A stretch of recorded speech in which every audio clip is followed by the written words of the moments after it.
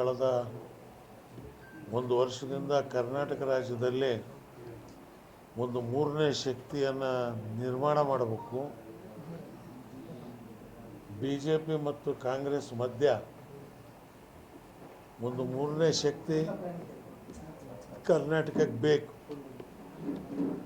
ಭಾರಿ ಆಸೆಯಿಂದ ನಾನು ಜನತಾದಳ ಕಟ್ಟಿದೆ. ಜನತಾದಳದ ಅಧ್ಯಕ್ಷನಾಗಿ ದೇವೇಗೌಡರು ಮುಖ್ಯಮಂತ್ರಿ ಆದರು, ಪ್ರಧಾನಮಂತ್ರಿ ಆದರು. ಕೊನೆಗೆ ಜನತಾದಳ ಜನತಾ ಪಾರ್ಟಿ ಪರಿಸ್ಥಿತಿ ಏನಾಯಿತು ಅಂತ ನಿಮ್ಮೆಲ್ಲರಿಗೂ ಗೊತ್ತಿದೆ.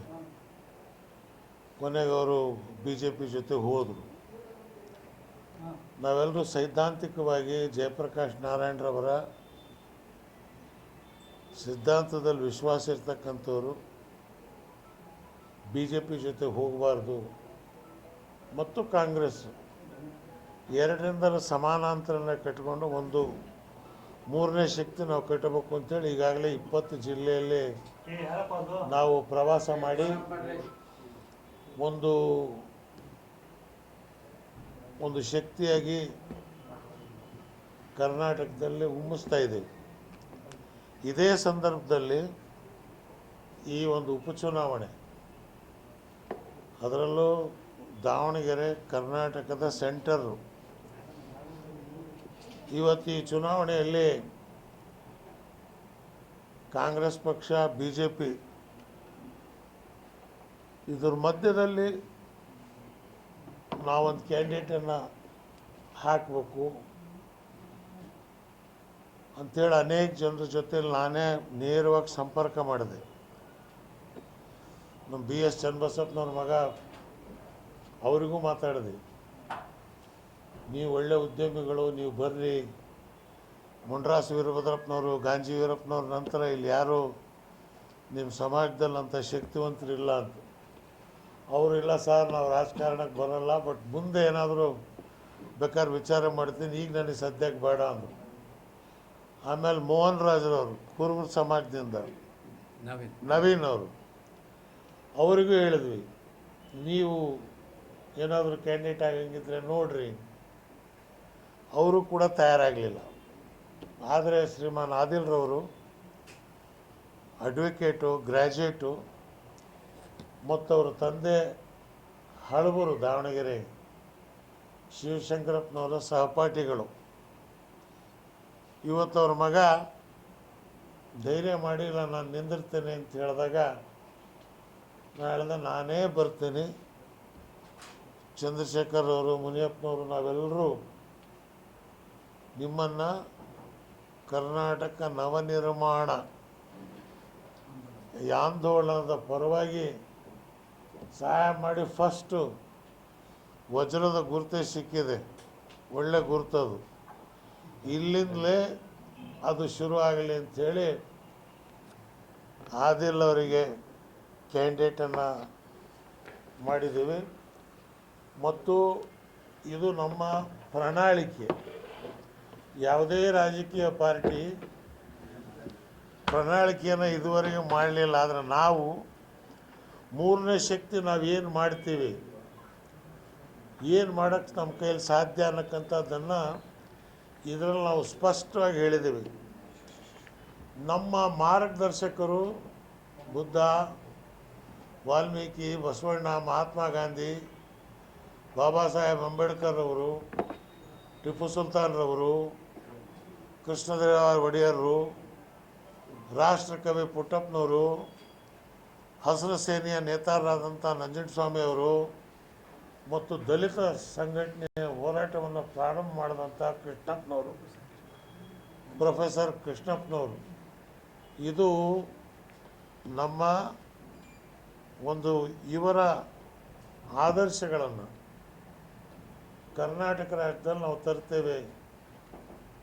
ಜನರು ಆಶೀರ್ವಾದ ಬೇಕು ಅಂಥೇಳಿ ಶುರು ಮಾಡಿದಂಥ ಸಂದರ್ಭದಲ್ಲಿ ಇದು ಒಂದು ಎಲೆಕ್ಷನ್ನು ಒಂದು ವರದಾನವಾಗಿ ಬಂತು.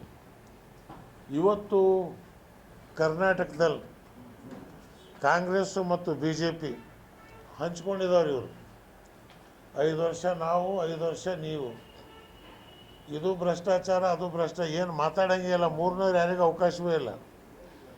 ಸೊ ಇಬ್ಬರ ವಿರುದ್ಧ ನಾವು ಎದ್ದು ನಿಂತಿದ್ದೀವಿ. ಮಾಧ್ಯಮದ ಸ್ನೇಹಿತರಿಗೆ ನಾನು ಮಾಡ್ತಕ್ಕಂಥ ಪ್ರಾರ್ಥನೆ, ನಮ್ಮ ಹತ್ರ ದುಡ್ಡಿಲ್ಲ, ಕಾಸಿಲ್ಲ. ನಾವೆಲ್ಲರೂ ಹೋರಾಟದಿಂದ ಬಂದಿರತಕ್ಕಂಥವ್ರು. ಚಂದ್ರಶೇಖರ್ ರೈತ ಸಂಘ, ಇವರು ಬಹುಜನ ಸಮಾಜ, ಗೋಪಿಯವರು ದಲಿತ ಚಳವಳಿ, ನಮ್ಮ ಮೋಹನ್ ಕುಮಾರವರು RPI ಅವರು, ನಾವೆಲ್ಲರೂ ಕೂಡ ನೆಲಮಟ್ಟದಿಂದ ಬಂದಿರತಕ್ಕಂಥ ಜನ. ಸೊ ಈ ರಾಜ್ಯದಲ್ಲಿರ್ತಕ್ಕಂಥ ರೈತಾಪಿ ವರ್ಗ, ಕಾರ್ಮಿಕ ವರ್ಗ, ದಲಿತ ವರ್ಗ ಇವತ್ತು ದುರ್ದೈವ. 70 ವರ್ಷದಲ್ಲಿ ದಲಿತರು ಮೀಸಲಾತಿಗೆ ಹೋರಾಟ ಎಂದೂ ಮಾಡಿರಲಿಲ್ಲ. ಇವತ್ತು ಆ ಜಾತಿಗಳನ್ನು ಒಡೆದಾಕ್ಬಿಟ್ರು. ಇವತ್ತು ದಲಿತರಲ್ಲೇ ಕೂಡ ಎಡಗೈ ಒಂದು ಕಡೆ, ಬಲಗೈ ಒಂದು ಕಡೆ, ಲಮಾಣಿ ಒಂದು ಕಡೆ, ಬೋವಿ ಒಂದು ಕಡೆ, ಅಲೆಮಾರಿಗಳು ಒಂದು ಕಡೆ, ಕೊರ್ಚಾ ಕೊರ್ಮ ಒಂದು ಕಡೆ. ಎಲ್ಲಿ ತೊಗೊಂಡು ಹೋಗ್ತಾ ಇದ್ದೀವಿ ನಾವು ಈ ರಾಜ್ಯವನ್ನು? ಇವತ್ತು ಏನು ಕನ್ಶಿರಾಮರವರು, ಬಾಬಾ ಸಾಹೇಬ್ ಅಂಬೇಡ್ಕರ್ ಅವರು ದಲಿತರ ಒಂದು ಏಕತೆ ಒಗ್ಗಟ್ಟಿಗಾಗಿ ಹೋರಾಟ ಮಾಡಿದರು. ಇವತ್ತು ಅದನ್ನು ಸಂಪೂರ್ಣವಾಗಿ ನಾಶ ಮಾಡ್ತಕ್ಕಂಥ ಕೆಲಸವನ್ನು ಕಾಂಗ್ರೆಸ್ ಸರ್ಕಾರ, BJP ಸರ್ಕಾರ ಸೇರ್ ಮಾಡಿತು. BJP ಅವರು ಕೂಡ ಅಧಿಕಾರದಲ್ಲಿದ್ದಾಗ 9th ಶೆಡ್ಯೂಲ್ಡಿಗೆ ಸೇರಿಸಿ ಅಂತ ಹೇಳಿದಾಗ ಸೇರಿಸಲಿಲ್ಲ. ಈ ಕಾಂಗ್ರೆಸ್ನವರು ಈಗ ಬಾ ನಾಳೆ ಬಾ, ಈಗ ಬಾ ನಾಳೆ ಬಾ, ಈಗ ಬಾ ನಾಳೆ ಬಾ, 27ಕ್ಕೆ ಡಿಸೈಡ್ ಮಾಡ್ತೀವಿ ಅಂತೇಳಿ ಈಗ ಮತ್ತೆ ಪುನಃ ಏಪ್ರಿಲ್ 9ನೇ ತಾರೀಕಿನ ಮೇಲೆ ನಾವು ಡಿಸೈಡ್ ಮಾಡ್ತೀವಿ. ಇವ್ರು ಮಾಡಲ್ಲ. ಯಥಾಸ್ಥಿತವಾದಿಗಳು. ಇವರಿಗೆ ಬಿದ್ದೋಗಿರ್ತಕ್ಕಂಥ ಸಮಾಜಗಳನ್ನು ಎತ್ತಬೇಕು ಅನ್ನಕ್ಕಂಥದ್ದಿಲ್ಲ. 4% ರಿಸರ್ವೇಷನ್ ಮುಸ್ಲಿಂ ಸಮಾಜಕ್ಕಿದ್ದಂಥದ್ದು, ಅದರ ಬಗ್ಗೆ ಸುದ್ದಿನೇ ಇಲ್ಲ. 3 ವರ್ಷ ಆಯಿತು. ಇವತ್ತು 10,000 ಕೋಟಿ ರೂಪಾಯಿ ಅಲ್ಪಸಂಖ್ಯಾತರಿಗೆ ಕೊಡ್ತೀವಿ, ಸುದ್ದಿ ಇಲ್ಲ. ಅದೆಲ್ಲದಕ್ಕಿಂತ ಹೆಚ್ಚಾಗಿ ಇವತ್ತು ದಾವಣಗೆರೆಯಲ್ಲಿ ಕಳೆದ 40 ವರ್ಷದಿಂದ ಒಂದೇ ಮನೆಯವರು 86,000 ಜನ ಮುಸಲ್ಮಾನರಿರ್ತಕ್ಕಂಥ ಜಾಗದಲ್ಲಿ ದಾವಣಗೆರೆ ನಗರದ ಎಲ್ಲ ಮುಸ್ಲಿಂ ಮುಖಂಡರುಗಳು ಹೋಗಿ ಬೇಡ್ಕೊಂಡ್ರು ಮುಖ್ಯಮಂತ್ರಿ ಹತ್ರ, ಕಾಂಗ್ರೆಸ್ ಅಧ್ಯಕ್ಷರ ಹತ್ರ, ಸ್ವಾಮಿ 40 ವರ್ಷದಿಂದ ಒಂದೇ ಕುಟುಂಬಕ್ಕೆ ಕೊಟ್ಟಿದ್ದೀರಿ, ಒಬ್ಬರು MP, ಒಬ್ಬರು ಮಿನಿಸ್ಟ್ರು, ಇನ್ನು ಮತ್ತೊಬ್ಬ ಇನ್ನೂ 22 ವರ್ಷ ಆಗಿಲ್ಲ, ಇನ್ನೂ ಬರ್ತ್ ಸರ್ಟಿಫಿಕೇಟ್ ಎಷ್ಟಿದೆ ಕರೆಕ್ಟ್ ಏಜು ಅಂತಲೂ ಗೊತ್ತಿಲ್ಲ. ಆ ಹುಡುಗನಿಗೆ ಕರ್ಕೊಂಬಂದು ನಿಲ್ಲಿಸ್ತವೆ ಅಂತಂತ ಹೇಳಿದರೆ ಇದು ಪ್ರಜಾಪ್ರಭುತ್ವನ? ಅಲ್ಪಸಂಖ್ಯಾತರಿಗೆ ಏನೋ ಕೇಳುವಂಥ ಹಕ್ಕಿಲ್ವಾ? ಸೊ ಅದಕ್ಕೆ ನಾನು ಹೇಳಿದೆ, ನೋ, ಕಮಾನ್, ಲೆಟ್ ಅಸ್ ಫೈಟ್. ನಾವಿವತ್ತು ದಾವಣಗೆರೆಯಲ್ಲಿ ಇದನ್ನು ಎಲ್ಲ ಸಮಾಜದ ಸಹಕಾರ ತಗೊಂಡು, ಹಿಂದುಳಿದವರು, ದಲಿತರು, ರೈತ ಸಂಘದವರು, ಮುಂದೂರು ಸಮಾಜದವರು ಎಲ್ಲರೂ ಸಹಕಾರ ತಗೊಂಡು ನಾವು ಆದಿಲ್ ಪಾಷಾನ ಯಂಗ್ಸ್ಟರು, ಇನ್ನು 24-25 ವರ್ಷ, 32 ವರ್ಷ, ಆಮೇಲೆ ಎಕ್ಸ್ಪೀರಿಯನ್ಸ್ಡ್ ಅಡ್ವೊಕೇಟ್ ಆಗಿರ್ತಕ್ಕಂಥವ್ರು, ತಂದೆನೂ ಕೂಡ ಅವ್ರು ರಾಜಕಾರಣದಲ್ಲಿ ಶಿವಶಂಕರಪ್ಪನಿಗೆ ಗೆಲ್ಲಿಸ್ತವ್ರು. ನಿಮಗೆ ಗೊತ್ತಿದೆ, 3 ಎಲೆಕ್ಷನಲ್ಲೂ ಶಿವಶಂಕರಪ್ಪ ಎಲೆಕ್ಷನಲ್ಲಿ ನಾನೇ ಬಂದಿದ್ದೆ. ಅವ್ರು ನಮ್ಮ ಓಟ್ ತಗೊಳ್ಳೋರು, MLA ಆಗೋರು. ಈ ಸಲ ಅವ್ರು ದೊಡ್ಡ ಮನಸ್ಸು ಮಾಡಿ, ಬೇಡಪ್ಪ ನಮ್ಮಪ್ಪ ಅದ, ನನ್ನ ಹೆಂಡ್ತಿ MP ಆಗ್ಯಾಳ, ಬೇಡ ತಗೊಳ್ರಿ, ನಾವಿದು ಬಿಟ್ಕೊಡ್ತೀವಿ, ನೀವು ಯಾರಿಗಾದರೂ ಕೊಡ್ರಿ ಅಂತಂತೇಳಿ ಹೇಳೋದು ಬಿಟ್ಟು ಅವ್ರ ಮನೆ ಹೋದಾಗ ಅವಮಾನ ಮಾಡಿ ಕಳಿಸಿದ್ದಾರೆ. ಮುಸ್ಲಿಂ ಸಮಾಜದ ಮುಖಂಡರನ್ನು ಮತ್ತು ಮುಸ್ಲಿಂ ಸಮಾಜದ ಗುರುಗಳನ್ನು ಅವಮಾನ ಮಾಡಿ ಕಳಿಸಿದ್ದಾರೆ. ನಮ್ಮನ್ನು ನೀವು ಬ್ಲ್ಯಾಕ್ ಮೇಲ್ ಮಾಡೋಕ್ಕೆ ಬರ್ತಾಯಿದ್ದೀರಿ. ನಾವು ನಿಮ್ಮ ಮನೆಗೆ ಕೇಳೋಕ್ಕೆ ಹೋಗಿದ್ದೀವಿ, ನಾವು ಬೇಡಕ್ಕೆ ಬಂದಿದ್ದೀವಿ, ಹೇಳೋ ಒಂದು ರೀತಿ ಇರುತ್ತೆ.